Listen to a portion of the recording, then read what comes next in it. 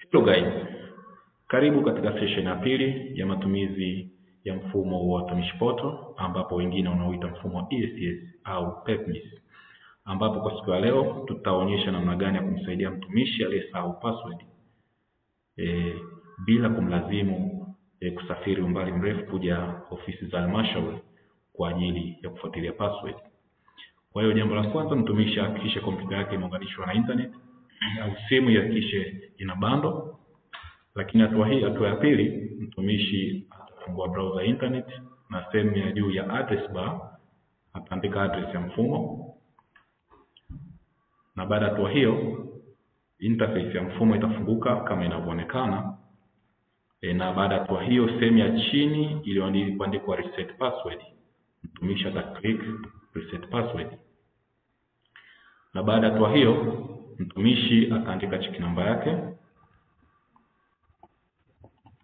na baada ya hatua hiyo mtumishi ataandika email iliyosajiliwa katika mfumo wa utumishi. Kwa mfano mimi nitaandika email yangu niliyoisajili,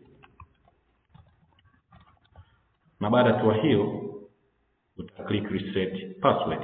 Kwa baada ya ku-click reset password, email itatumwa katika email yako, hivyo mtumishi anapaswa kuingia katika email yake na kuweza kuifungua, na mfumo utamwezesha kuweza kutengeneza password mpya.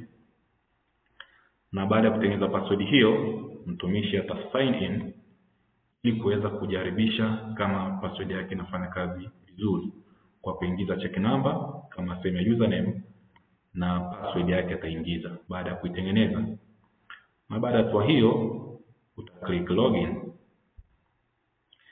na baada ya hatua hiyo tunaona kabisa nimefanikiwa kuingia kwenye mfumo kama inavyotakiwa.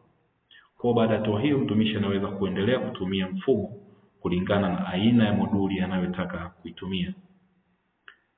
Naomba kuwasilisha session ya pili na karibuni katika session ya tatu.